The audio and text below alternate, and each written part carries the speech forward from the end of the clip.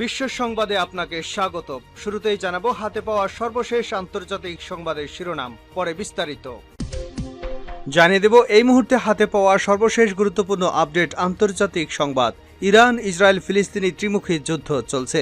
শুরুতেই থাকছে আগামী 18 জুন তৃতীয় বিশ্বযুদ্ধ শুরু। এবারে জানাবো ইসরায়েলের 2 ট্যাঙ্কে হামাসের ভয়াবহ হামলা। ইসরায়েলের 2টি ট্যাঙ্কে হামলা করেছে হামাসের সামরিক শাখা কাসাম ব্রিগেড। শনিবার কাতার ভিত্তিক গণমাধ্যম আল জাজিরা এক প্রতিবেদনে এ তথ্য জানায়। জানাবো কংগ্রেস সভাপতি মল্লিকার্জুন খাড়গে শনিবার অভিযোগ করেছেন চীন ভারতের জমি দখল করে বাড়ি এবং রাস্তা তৈরি করছে, কিন্তু প্রধানমন্ত্রী নরেন্দ্র মোদী কেন নীরব? কোথায় তার 56 ইঞ্চি বুক? এদিকে ইতালির পার্লামেন্টে ফিলিস্তিনের পতাকা উড়ালেন সাবেক এমপি। জানিয়ে দেব ভয়াবহ দুঃসংবাদ, গাজাগামী ত্রাণবাহী গাড়িতে আক্রমণ করছে ইহুদিবাদী ইসরায়েলিরা। সম্প্রতি সোশ্যাল মিডিয়ায় ত্রাণবাহী গাড়ি প্রবেশে বাধা এবং ভাঙচুরের ছবি ভেসে বেড়াচ্ছে। ফিলিস্তিনিদের জন্য পাঠানো ত্রাণবাহী ট্রাক আটকে দিচ্ছে কঠোরপন্থী ইসরায়েলিরা। সোশ্যাল মিডিয়ায় ছড়িয়ে পড়া ভিডিওতে দেখা যাচ্ছে ট্রাক থামিয়ে স্লোগান দিচ্ছে তারা, এমনকি ট্রাক থেকে খাবার তুলে নিয়ে রাস্তায় ছুঁড়ে ফেলা হচ্ছে। এবং সর্বশেষ জানাবো ইউরোপের আরেক দেশ ফিলিস্তিনকে স্বীকৃতির দাবি। ফিলিস্তিনকে স্বীকৃতির দাবিতে যখন উত্তাল ইউরোপ, সম্প্রতি ইউরোপের বিভিন্ন বিশ্ববিদ্যালয় ফিলিস্তিনের সমর্থনে শিক্ষার্থীরা বিক্ষোভ করছেন। এবার ইউরোপের দেশ ইতালিতে ফিলিস্তিনকে রাষ্ট্র হিসেবে স্বীকৃতির দাবি উঠেছে। এতক্ষণ শিরোনাম শুনছিলেন, এবার বিস্তারিত।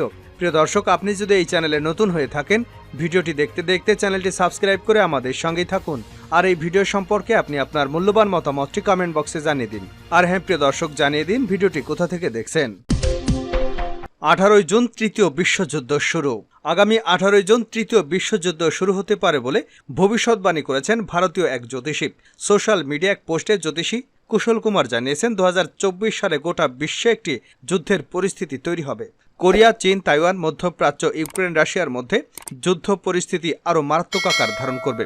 সম্প্রতি ইরান ইসরায়েল যুদ্ধ, রাশিয়া ইউক্রেন যুদ্ধের মতো পরিস্থিতি দেখে অনেক জ্যোতিষী আরও একটি যুদ্ধ হওয়ার বাকি আছে বলে মত প্রকাশ করেছেন, কিন্তু সেই যুদ্ধ কবে শুরু হবে এর আগে কেউ এভাবে বলেনি। জ্যোতিষী কুশল কুমার তার ভবিষ্যৎবাণীতে বলেছেন, আগামী কিছুদিনের মধ্যেই কয়েকটি দেশে এমন পরিস্থিতি তৈরি হবে যে সেখানে শাসন ক্ষমতায় থাকা দলগুলো তাদের ক্ষমতা ধরে রাখতে রীতিমতো বেগ পেতে হবে। সেক্ষেত্রে অনেক রাষ্ট্রনেতাই পরিস্থিতির সঙ্গে মানিয়ে নিতে না পেরে পদত্যাগ করতে বাধ্য হবেন। তিনি বলেছেন 2024 সাল জুড়ে বিশ্বজুড়ে হটস্পটগুলোতে যুদ্ধ পরিস্থিতির বিষয়ে উদ্বেগ রয়েছে।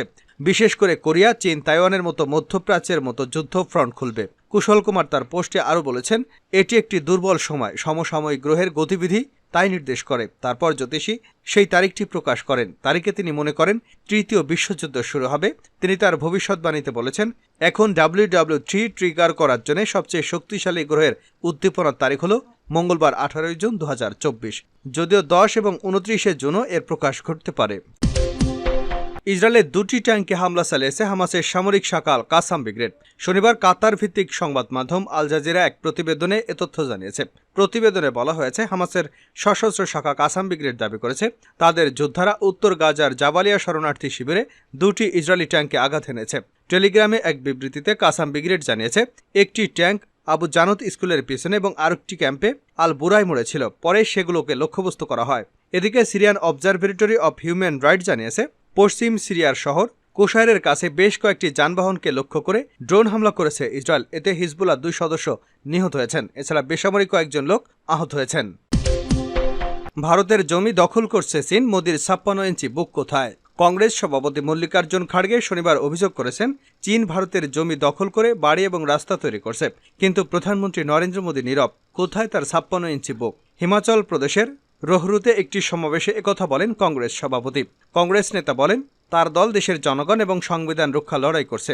লোকসভা নির্বাচনের মাধ্যমে ক্ষমতায় আসতে পারলে 30 লাখ সরকারি শূন্যপদ পূরণ করার প্রতিশ্রুতিও দিয়েছেন তিনি। খড়গে বলেন, আমরা পাকিস্তানের বিরুদ্ধে যুদ্ধ করে বাংলাদেশকে স্বাধীন হতে সহায়তা করেছি। চীন আমাদের জমি দখল করে বাড়িঘর এবং রাস্তা তৈরি করছে, আর প্রধানমন্ত্রী নরেন্দ্র মোদী এখানে নীরবে।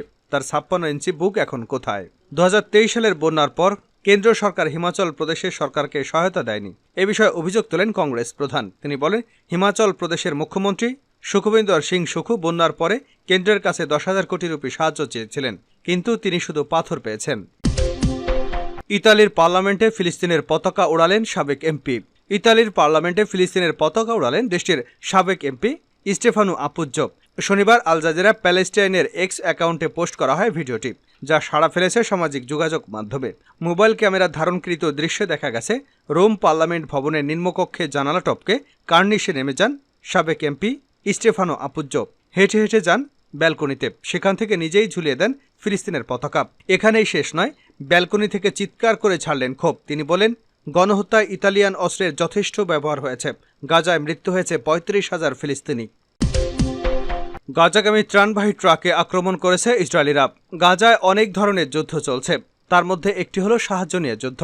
সম্প্রতি সোশ্যাল মিডিয়া ত্রাণবাহী গাড়ি প্রবেশে বাধা এবং ভাঙচুরের ছবি ভেসে বেড়াচ্ছে।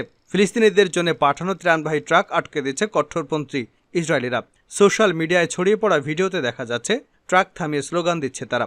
এমনকি ট্রাক থেকে খাবার তুলে নিয়ে রাস্তায় ছুঁড়ে ফেলা হচ্ছে। কট্টরপন্থী ইসরায়েলিরা বলছে, সাহায্য বন্ধ করা গুরুত্বপূর্ণ। এটা একমাত্র উপায় যেভাবে আমরা জিতব। আমাদের জিম্মিদের ফিরিয়ে আনার একমাত্র উপায়। তাদের অনেকের দাবি, ইসরায়েলি জিম্মিদের বন্দী থাকা অবস্থায় গাজাবাসীদের কিছুই পাওয়া উচিত নয় এবং গাজাকে সহায়তা দিলে যুদ্ধ কেবল দীর্ঘায়িত হবে।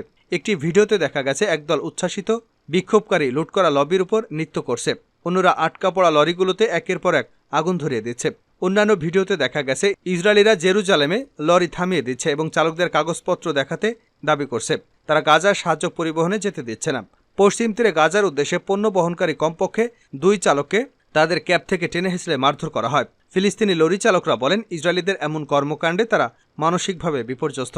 আদেল আমরো নামে এক চালক বিবিসিকে বলেন, আমরা ক্রসিং পয়েন্টে পৌঁছতে ভয় পাচ্ছি।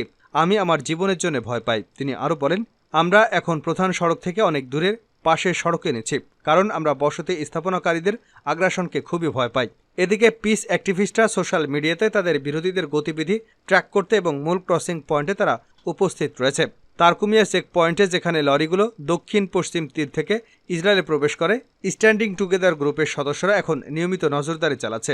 সম্প্রতি তারকুমিয়া পয়েন্টে হামলার ঘটনা ঘটে। ইউরোপের আরেক দেশ ফিলিস্তিনকে স্বীকৃতির দাবি। ফিলিস্তিনকে স্বীকৃতির দাবিতে উত্তাল ইউরোপ। সম্প্রতি ইউরোপের বিভিন্ন বিশ্ববিদ্যালয় ফিলিস্তিনের সমর্থনে শিক্ষার্থীরা বিক্ষোভ করছেন। এবার ইউরোপের দেশ ইতালিতে ফিলিস্তিনকে রাষ্ট্র হিসেবে স্বীকৃতির দাবি উঠেছে। শনিবার আনাদোলু এজেন্সি এক প্রতিবেদনে এ তথ্য জানায়। প্রতিবেদনে বলা হয়েছে, ইতালির সংসদের নিম্নকক্ষে সাবেক প্রেসিডেন্ট লরা বলদিনি ফিলিস্তিনকে রাষ্ট্র হিসেবে স্বীকৃতি দেওয়ার জন্য সরকারের কাছে দাবি জানিয়েছেন। শুক্রবার তিনি এ দাবি জানিয়েছেন। ইতালির সংবাদ মাধ্যম লা উনিতার এক সাক্ষাৎকারে তিনি বলেন, পার্লামেন্টে 2015 সালে এই সংক্রান্ত একটি প্রস্তাবে ভোটাভুটি হয়েছে, তবে এরপর প্রস্তাবটিকে নিয়ে তার আর কোনো পদক্ষেপ নেওয়া হয়নি। প্রধানমন্ত্রী জর্জিয়া মেলোনি কিসের জন্য অপেক্ষা করছেন? ফিলিস্তিনকে রাষ্ট্রের স্বীকৃতি দেওয়ার জন্য এর চেয়ে ভালো মুহূর্ত আর নেই। তিনি বলেন, রোমের উচিত সেসব দেশকে অনুসরণ করা যারা সম্প্রতি ফিলিস্তিনকে রাষ্ট্র হিসেবে স্বীকৃতি দিতে যাচ্ছে।